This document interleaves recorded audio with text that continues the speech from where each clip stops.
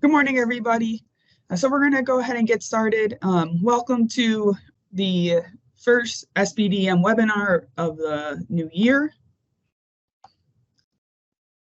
Today we're going to talk about alternative model applications, staffing allocation reminders, SBDM coordinator and trainer endorsement training, and some updated SBDM model policies. So per regulation, councils can add additional voting members to their council so long as that model is approved by the Kentucky Board of Education through an alternative SBDM application. So until February 29th, this is a leap year, a school can submit an application for an alternative SBDM model. Applications are not required for the addition of non-voting members or changes that maintain the proportions that are outlined in KRS 160-345, so the SBDM statute. You can find KDE guidance and the application at the bottom of the SBDM technical documents webpage. And if you have any questions on the application, please feel free to reach out. I'm happy to answer any questions you may have.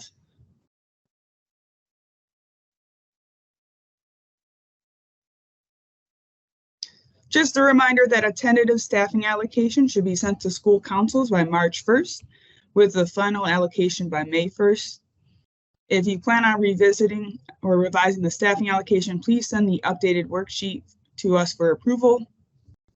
You can find the updated staffing allocation worksheet for use for the 2024-25 school year under the SBDM staffing allocation heading in the SBDM technical documents webpage. Please allow time for KDE to review the allocations prior to May 1st. And some of you guys may have heard from me asking if there's any updates. So every 5 years, we reach out to districts that we haven't heard from and just make sure that you guys are still using that same policy so that we can update records on our end.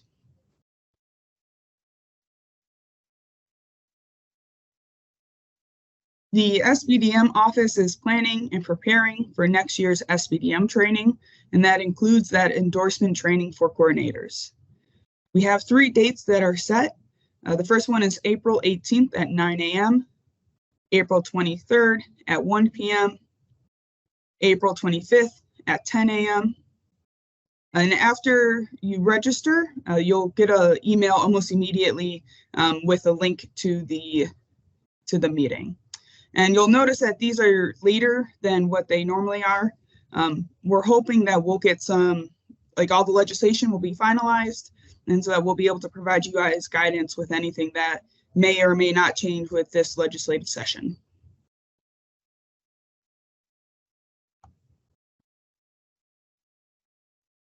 So some of your school councils might have to modify the emergency plan policy, as well as adopt a portable automated defibrillator or AED use policy.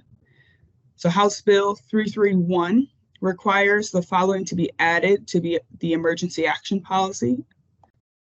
So to include procedures for medical emergency and written cardiac emergency response plan, a plan to be provided, the emergency plan to be provided to all staff and first responders, and that emergency plan to be reviewed annually by the nurse.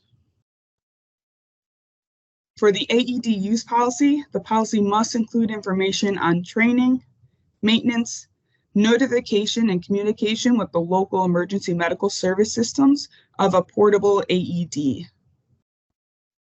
We went ahead and updated the policies in the SBDM handbook, so that's where you can find an updated emergency plan policy, as well as an AED policy.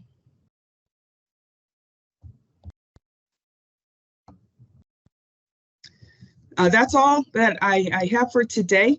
I'm going to drop a link into the chat box with the attendance verification, as well as a registration for the endorsement training, and I'll make sure to mark those appropriately. But other than that, you're welcome to stick around and ask questions. But otherwise, I will talk to you all soon.